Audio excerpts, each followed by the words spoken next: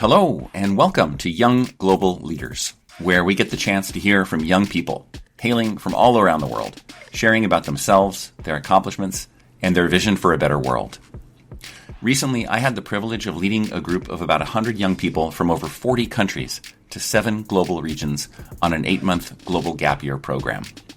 Most of them had just graduated from high school, though we also had a few older students.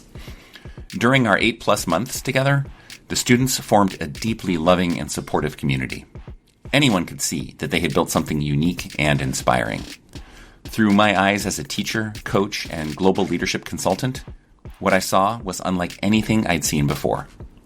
When the program ended, I desperately wanted to keep in touch with these students and to share their example with the world. So I started the Young Global Leaders podcast. Today we hear from Belén Pérez Wicht. Belén Pérez Wicht, thanks for joining us. Thank you for having me. It's my pleasure. And I actually know where you're joining us from today because we had this strange circumstance where I was lucky to find out that you were studying at UC Berkeley, and I happened to live right next to Berkeley, so I was able to come over and we had coffee together, and it was great. So I know that you're joining us from Berkeley. Can you tell us a little bit more about specifically where in Berkeley you're joining us from? Yes, I'm in the engineering library, Grimes, the new one. Oh, nice. Yes. Good. In one of the study rooms there? Yes. I was able to get one. They're always full. Okay. Well, good. You probably have better soundproofing than I have here, but thankfully the software can get rid of all the extraneous noise and everything like that. Yes. And you're there because you are a student at UC Berkeley, right? First year? Correct. First year for environmental engineering and business. Yes, a double major, which when you told me, my jaw dropped because it sounds so incredibly challenging. But we can talk more about that when we get towards the end of the interview and you start talking about your future plans. But for now, I'd like to dive right in and ask you the same question I ask everybody, which is what makes you you? Very interesting question. I think the more you step out of who you are and I feel like I found the answer to this question the more I stepped out of Peru and instead of out of my comfort zone where I was. Because when you meet people that you don't really know, Baret as an example, um, your real personality and your real self really shine through.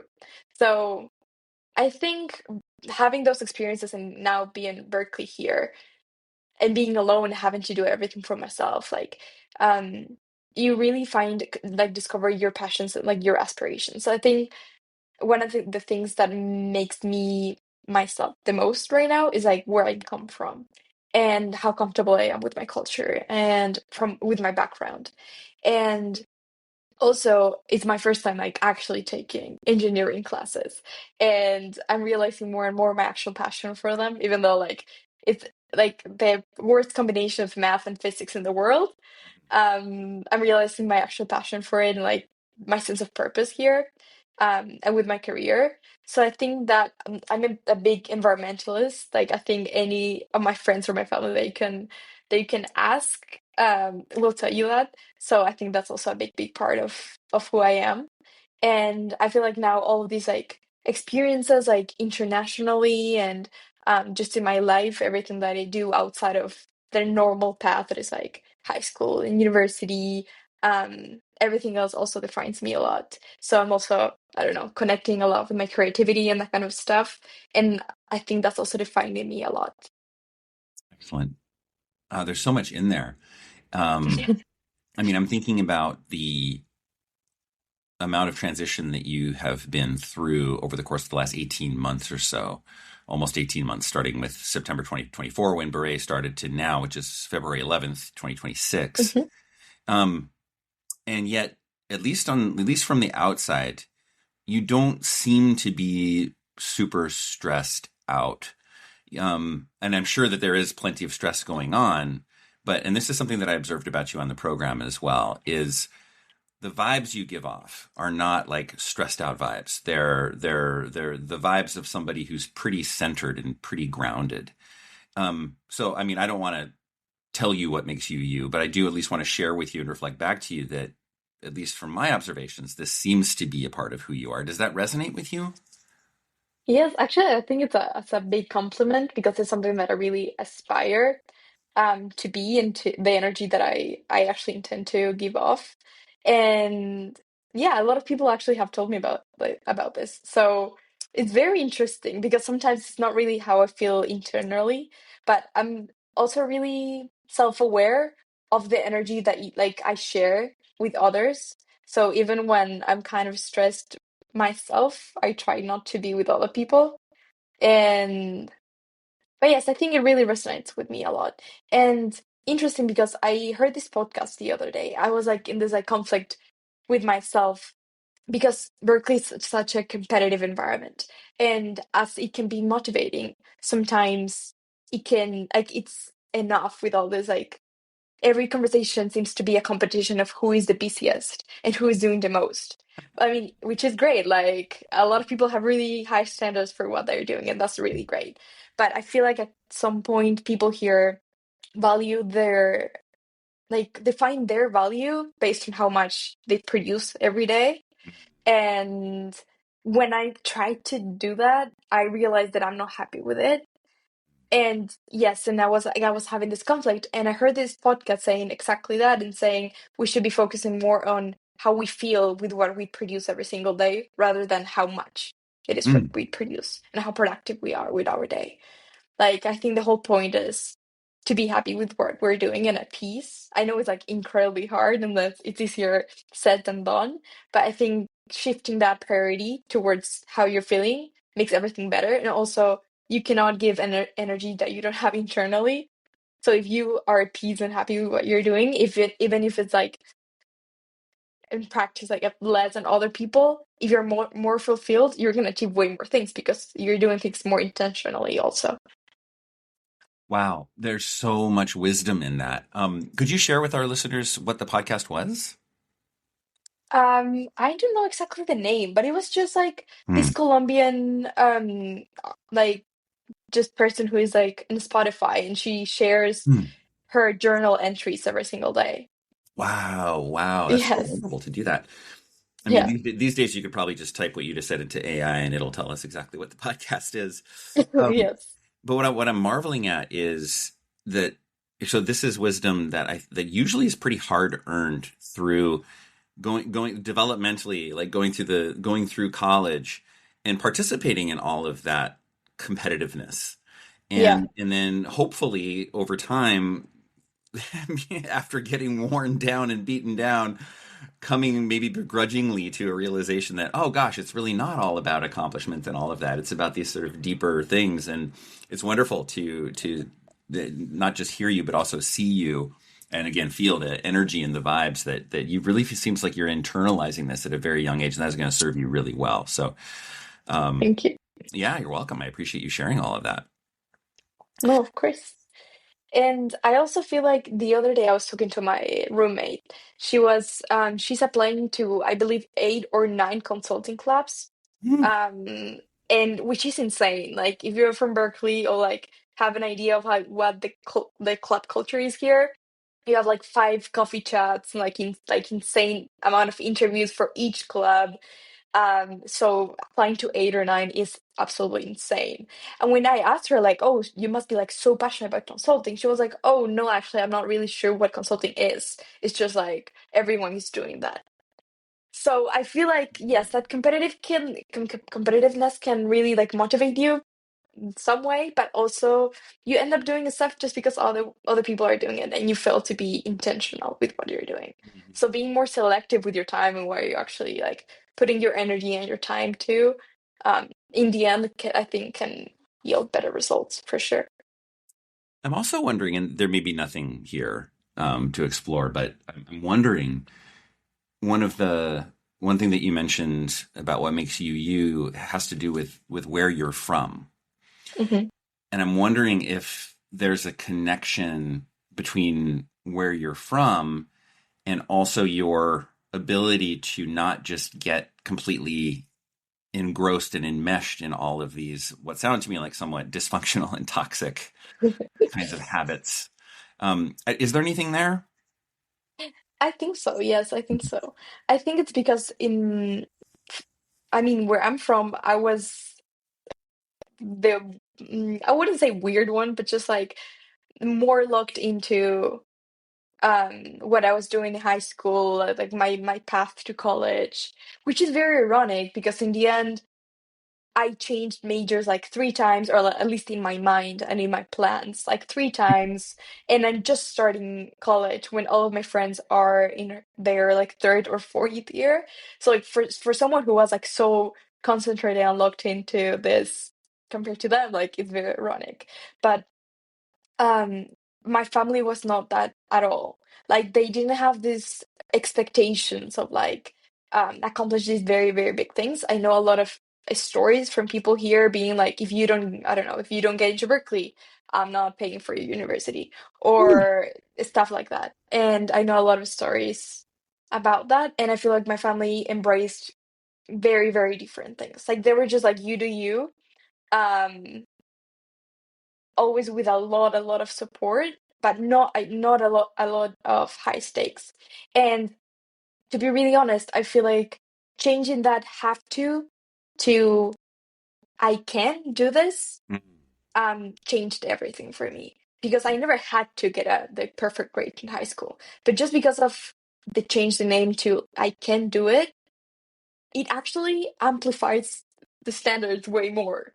So Mm-hmm. like now it's like, oh wow, so I can do this, like, so I'll go for it because I can do it. Like, where's the limit? There is no limit anymore when you change it from something that you have to do. Mm-hmm. So, like, yes, I was actually like, I took a neuroscience class last semester. We were talking about this and how, like, for people who, for example, in a certain class, they give you, like, okay, for this entire semester, you can miss three classes or four classes. um Internally in our brains, or like us, we're gonna be like, okay, so if we missed two, oh, but I have like two more to miss, so I can like skip today too. Versus the classes where it's like attendance is not even recorded, you can miss every single one if you want, but people tend to go more to those classes and more often and skip less, actually, because if the change in like have to can, so that morality also kicks in. So that sense of morality, in the sense of like, it's on my hands. So that was actual research. They've researched that and Yeah, found that. Wow, that's so cool. I yeah, mean, it's really a flip from a scarcity frame into an abundance frame, is what it feels I like. guess so. Yeah, and Yeah. scarcity activates the threat mechanism, which then reduces our ability to function, et cetera, et cetera, et cetera. And then Hmm. if you have this gift of this abundance, then it just opens everything up, and I'm sure it just puts your brain in a much in a much better state to accomplish things that you wouldn't be able to accomplish otherwise. Yes, exactly. Wow. Okay. Well, so let's flesh out your story a little bit more. Um, could you share with us, since Beret Scholars was the context for you and me getting to know each other, Hmm. what can you share with us about your background and how you came to be a part of Beret Scholars? Yes, of course. So, in Peru, you technically usually have 11 years of high school instead of 12. So I graduated in 2022, freshly 17, and having the idea that I wanted to do politics and economics. So, but I wanted to do it abroad. But again, I was 17 and my parents were like, I think you're a bit too young to go abroad right now. So I decided to like get some preparation in economics. And then that's when I realized like um that was not my path and what I wanted to do. So I started getting like in contact with all these like organizations. Rise was one of them, and it's basically like I don't think it accept like applications anymore. But basically back in the day, it was just like you have like this passion project, like you identify this like necessity in your society, and you create a like build a project for that, and you apply with that project. And in that organization led me to another one that was like in tech and entrepreneurship, which is eventually what I'm studying now. So I think, I guess that program really shaped my major. And through that organization, they have this like opportunities channel.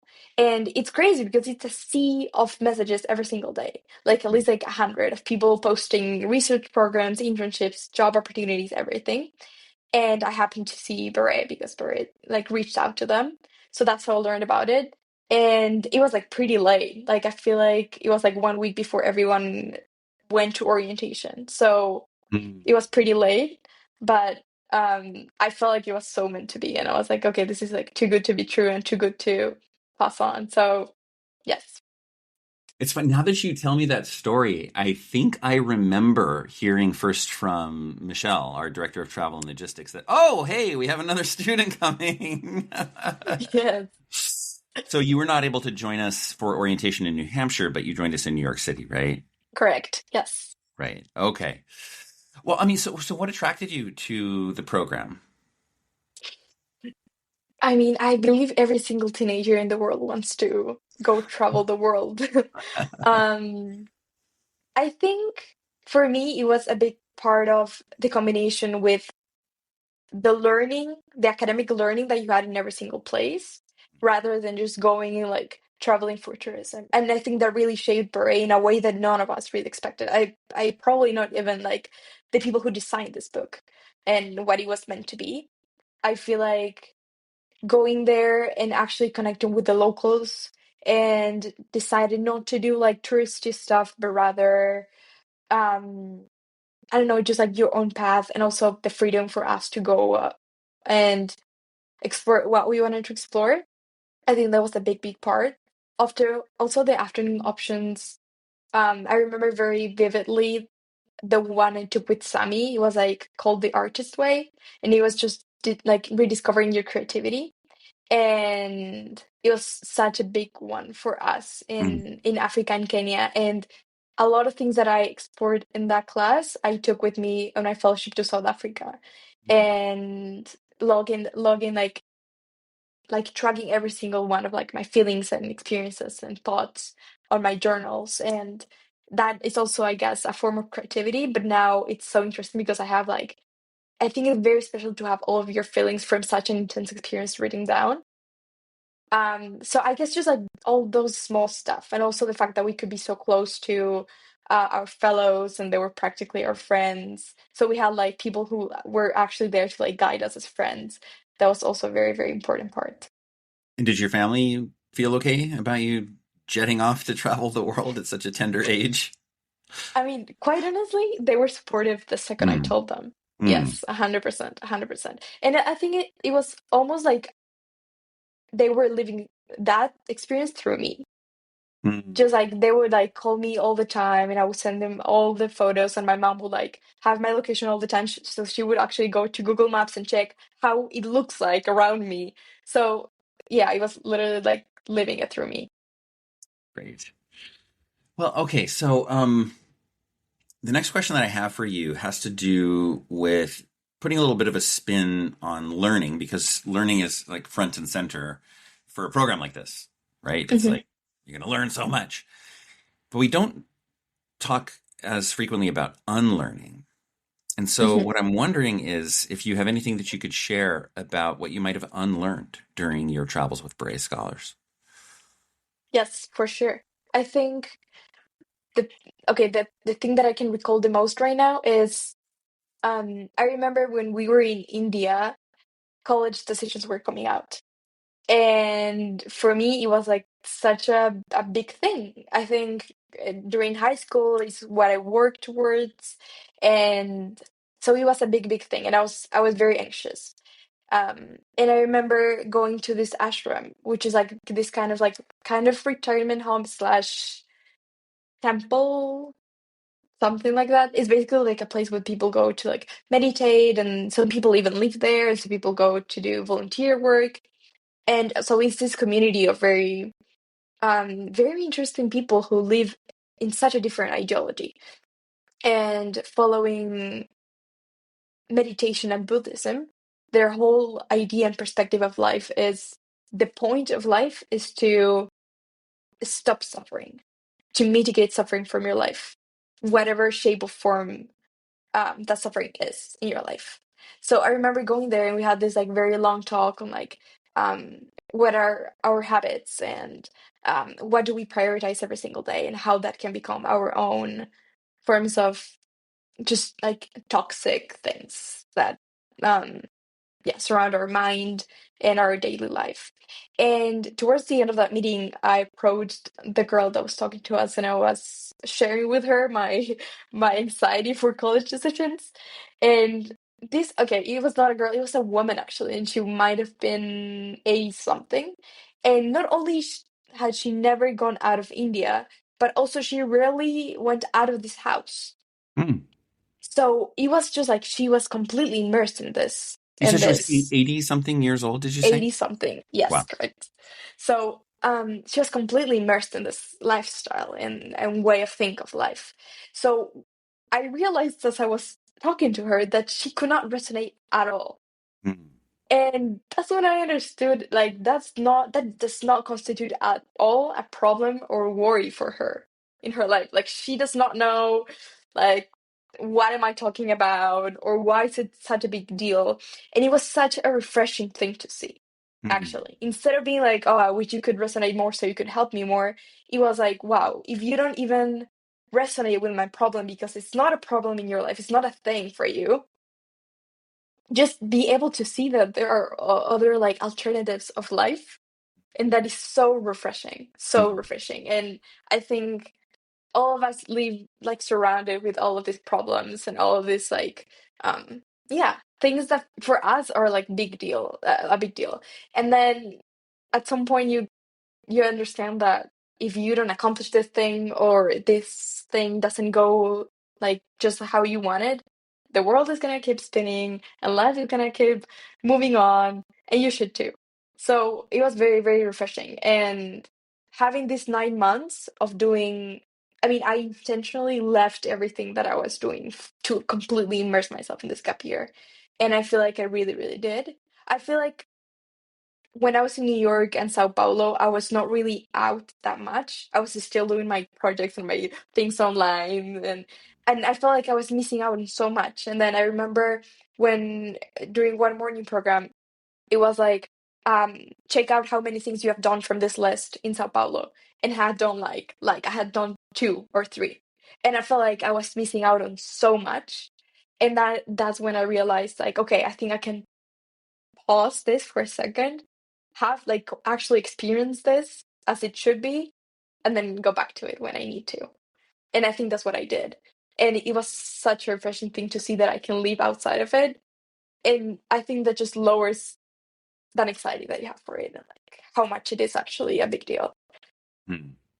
Do we call it a scavenger hunt, right? That was what we Yes. yes, yeah, Yes. a brilliant structure for incentivizing you all to go out and find things and see things and have experiences. So that's definitely you'd be a case study on the success of of the scavenger hunt. Yes. But yes, I mean, city in and city out, it was a wonderful. The results were always really good, and the friendly competition among houses too, to see which house could have the most experiences out. Yeah. Just Yes. back briefly also to the story that you shared about the woman in the ashram. I just also feel like that's a really profound and kind of apt experience to have in that environment, because one way to look at your epiphany was sort of so central to the spiritual tenets of Buddhism about like we spin this reality from our own minds, right? So Exactly. you had this example of this completely other reality that you were able to tap into that completely reframed the way you had been thinking about some pretty major stuff in your Exactly. life. Yeah, love Yes, it. and the only thing she told me was like, you need to trust that whatever you are meant to have and whatever is meant to happen to you is gonna happen to you, Mhm. and you're never gonna miss something that is actually meant for you. So it completely reframed everything. And since I'm young, every single time like I go under a tunnel or I see 1111 or something, I used to like um wish for something Mhm. since I was like a child. And at some point, I was wishing for a specific university or a specific outcome in my life. And after that experience, I just randomly saw myself um, wishing for life to go well and wishing for the experience to be how it's meant to be and for me to be at peace with it and to embrace it as much as I can. I think that's the biggest thing that I changed Mhm. during Beret. Yeah.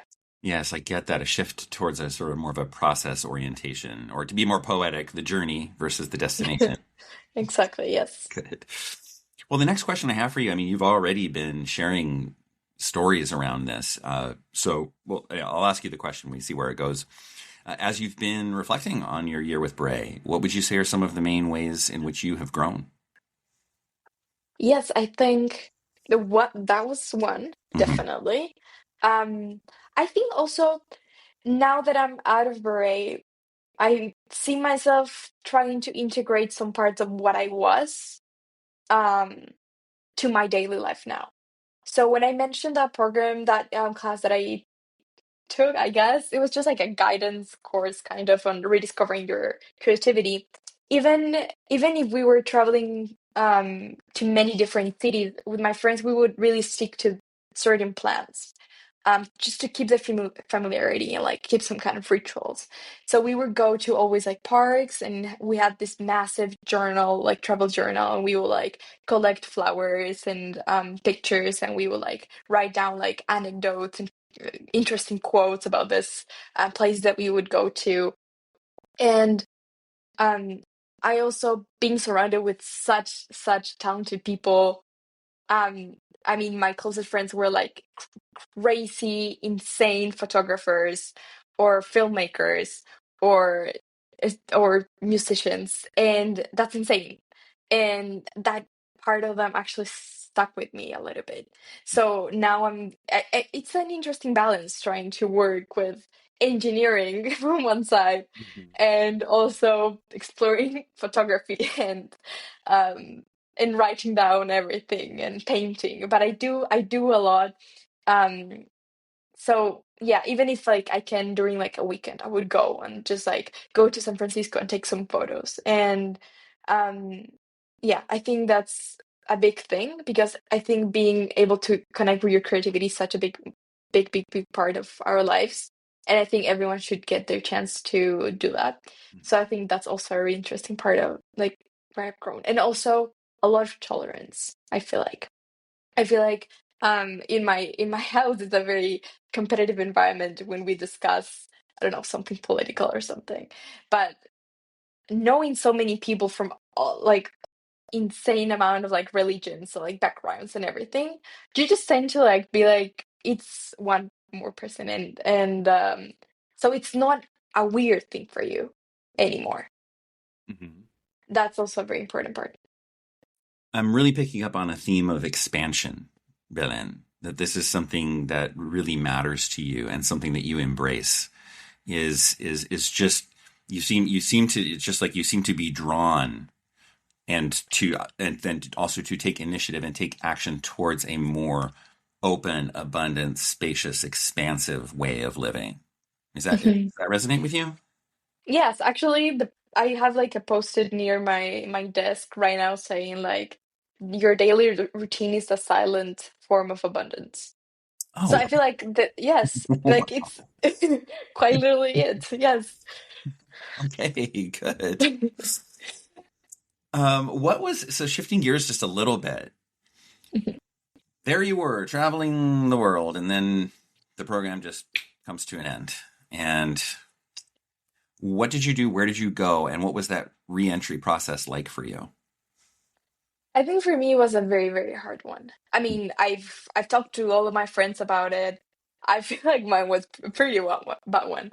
Um, what right when it ended, I feel like towards the end everyone was trying to understand the idea that it was coming to an end and make peace with it. I wasn't.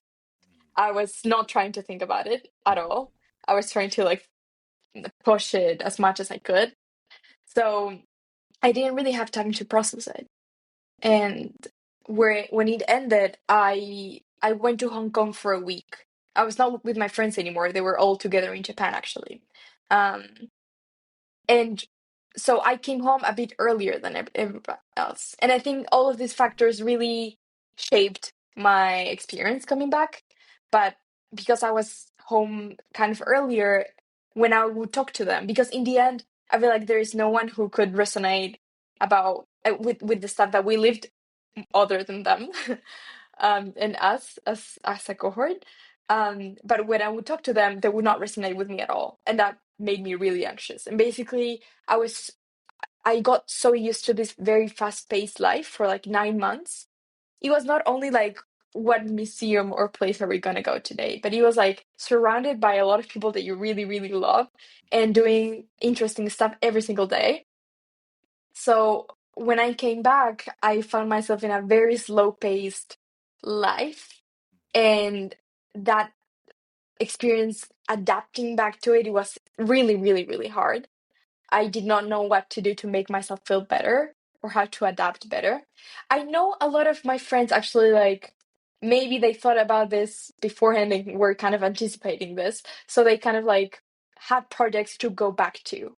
So when they were thinking, oh, I'm going home, they were starting this thing and they were starting this class and they were already like having ideas of what their life would look like coming back. And that was not my experience at all.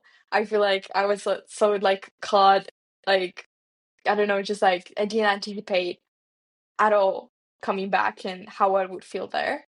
So there I was with like 3 months left to start college, 3 months of I have no idea what to do now. And I'm missing them so much and just like being kind of lost with who I was in this new stage. And but it's also very interesting because then I had a lot of time to think what parts of this experience do I want to keep with myself moving forward. Mm-hmm. And I feel like that's what we can take for every single of our very, very intense experiences. Like sit down with yourself because I think it's not a given. I don't think you just like randomly come up with it. I think you actually need to sit with yourself and be like, what part of the experience do I want to keep? Mm-hmm. And be more intentional about it. So did that end up becoming a strategy that you used to get through this difficult transition phase? I think so, yes. Like, Hmm. how can I adapt the things that brought me a lot of joy and peace back then? Of course, you cannot relive that experience again, but just like, what pieces and parts of that can you adapt? Do you have, and no pressure here. I'm curious if you actually have a specific process that you used that you'd be willing to share. I think the one thing that helped me the most was just like writing down everything. Like, Mm. I would write down every single day because I genuinely did not know how to make myself feel better, feel like I was on the right track, or yes. So I think just like writing down everything, giving myself a lot of time and space for peace. So it would be like my room full of candles and music and me reading and um yeah, just like relaxing in that way. And I think that gave me this warmth to think about the experience and think about what just ended as something good instead of, oh my God, I just want to go back. I just want to go back. Rather like, yeah, just like something, this was so good to leave and now I feel good. And just like relating that, thinking about it with feeling good in that specific moment, I think also plays a very important part. There it is again, abundance. It's like I have something. I have something, not I've lost something. Yeah, exactly. Wow. Okay. Um, I wanted to ask you, my next question is about, I mean, it's kind of the wording is a little bland, um, which is essentially, 40 countries. That was our, it's 40 plus countries. I don't know what the exact count was, but that's Hmm. where the Baret Scholars came from. And so traveling the world for 8.5 months with these people from all over the world, you probably know a thing or two about how to communicate and collaborate effectively across cultures. What insights have you gained about this as a result of your experiences? Very interesting. Yes, I think if I can think about my life right now, I think I don't have a lot of contact with international people right now. I think Berkeley is mostly Californians actually, but um, I can see how each of our backgrounds collide in some point. Mm-hmm. Like my closest friend group is like one is from Turkey and the other one is from Poland and the other one is from Puerto Rico and then it's me. So we have like this insane blend and the This is same thing happened. at Berkeley, right? Yes, Yeah, yeah. correct. And you can see all of our personalities and everything coming coming through our decisions and how we approach just the things that we encounter every single day, from the weather and from what classes we need to take and like just everything. A part of our background really shines through. And I think the same thing happened during Baret.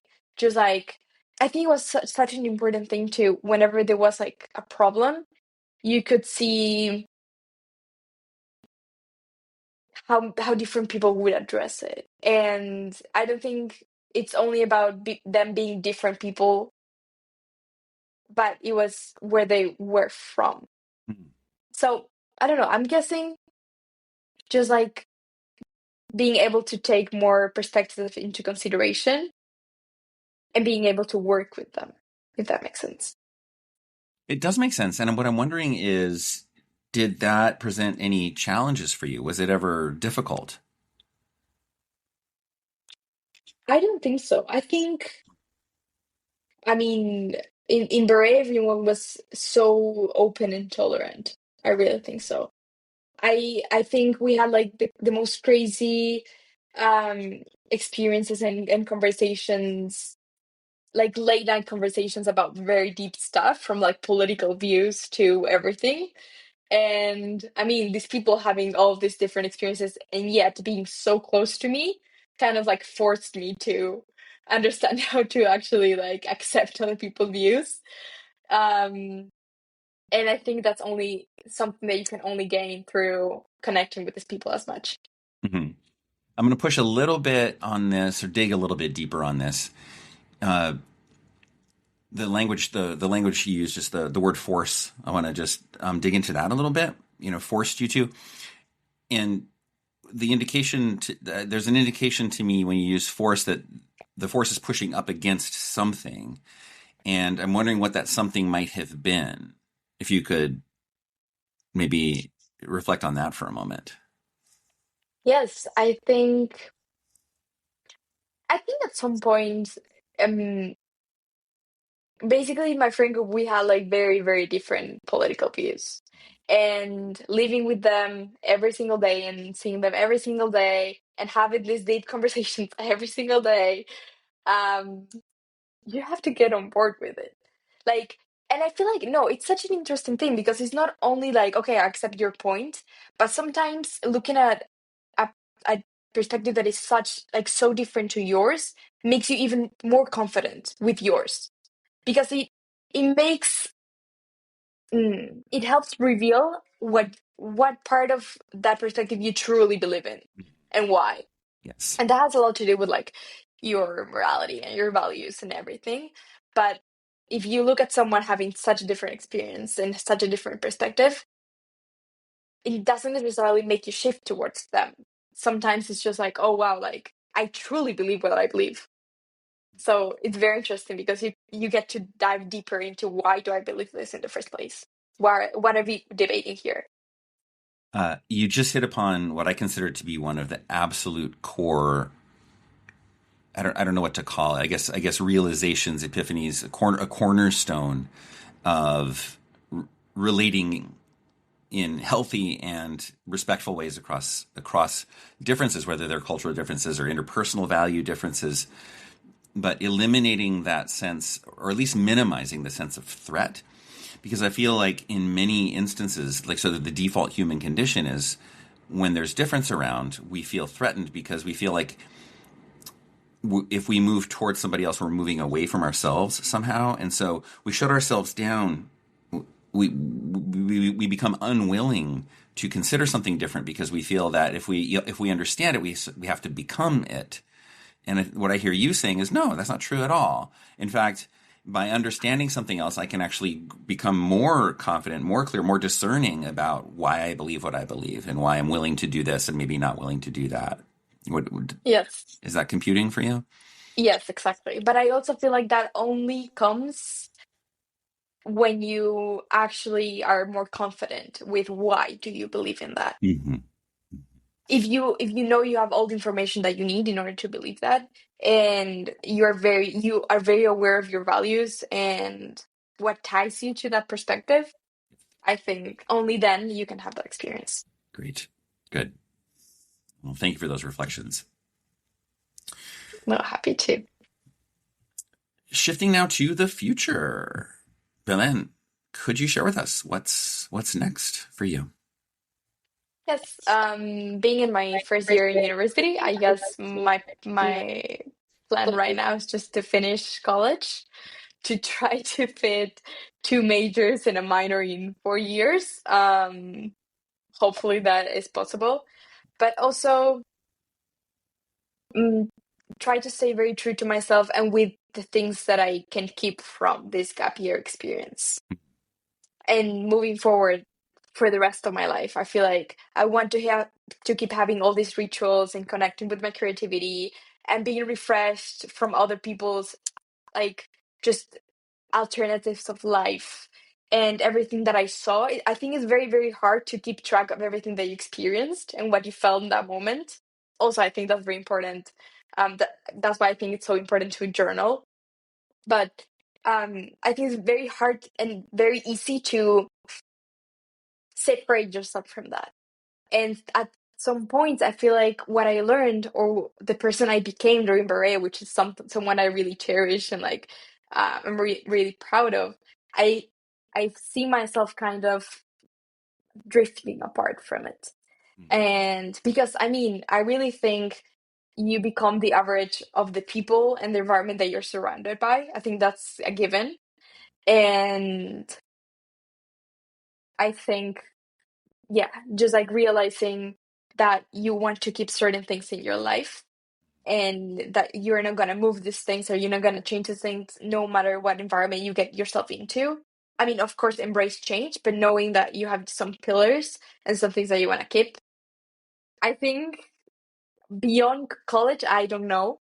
I really don't know. I think I'm defining my purpose with my major and like where I'm going with environmental engineering. So I really don't know, but I just know in on a personal level what I want to do and keep in my life. It's just like this hunger for life and for travel and yes, for being connected to an international community, which is like so important to me right now. Mhm. You also mentioned when we had coffee, so double major, environmental engineering and business, and Correct. you shared with me over coffee. You're also interested in entrepreneurship. Yes. Do you envision? I know you said you're not thinking too far beyond college right now. Do you? Mhm. But I'm still going to ask you. Do you envision yourself being an entrepreneur, which you could do while you're in college, which I wouldn't necessarily recommend given how busy you are. But so at some point in the future, do you envision starting a business or more than one business? Yes, 100%. a Mhm. 100%. In fact, I see myself doing that more than just working in an already established organization, for sure. Why?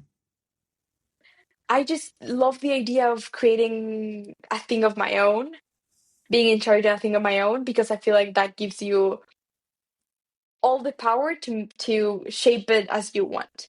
Mhm. And I feel like a big part of me becoming an environmental engineer is just like not being happy with how things are being handled right now, um, with the environment and the world, Mhm. and wanting to give my input and take control of the situation in any way I can. And I Mhm. think being able to create my own company would be a great way to do that. Great. Okay, Belen, last question. So this world that we live in is it's full of suffering, and much of the suffering is caused by humans. And it can be easy to feel overwhelmed, and it can be easy to lose hope. Have you got any words to encourage us about the future? I think that you cannot give anything that you don't have within yourself. So I think if you want to give happiness or hope or peace, you need to have it first yourself. So, of course, in order for things to change, it needs to be a systemic change and collective too. But I think that starts within us. So I think as long as we prioritize ourselves and it just comes to like simple moments, even like how you relate to others around you and what kind of energy you spread to those around you, um, that reflects how you're feeling inside. So just starting by prioritizing yourself, like being very intentional with what you do.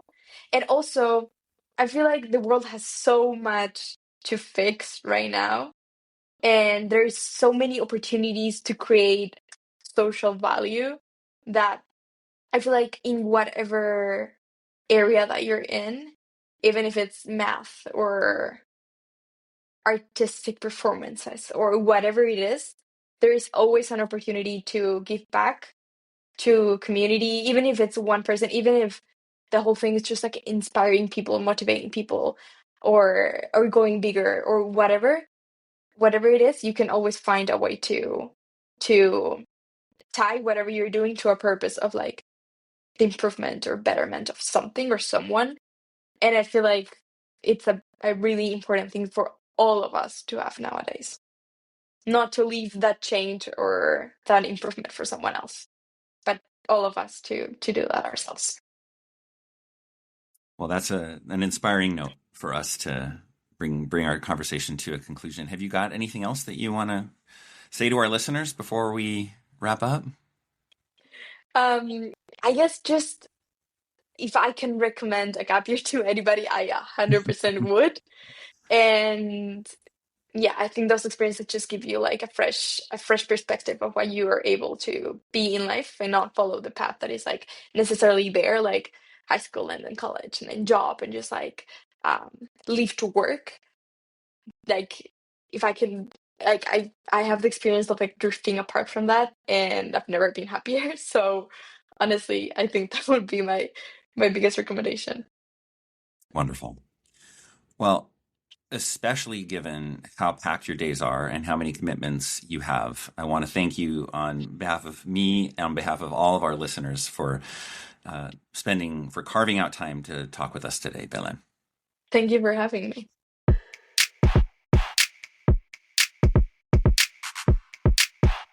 I hope you enjoyed my conversation with Belen. If you did, please tell at least one friend about it. Give us a 5-star rating and follow the podcast. That will help others find us. Until next time, let's keep our heads clear and our hearts open.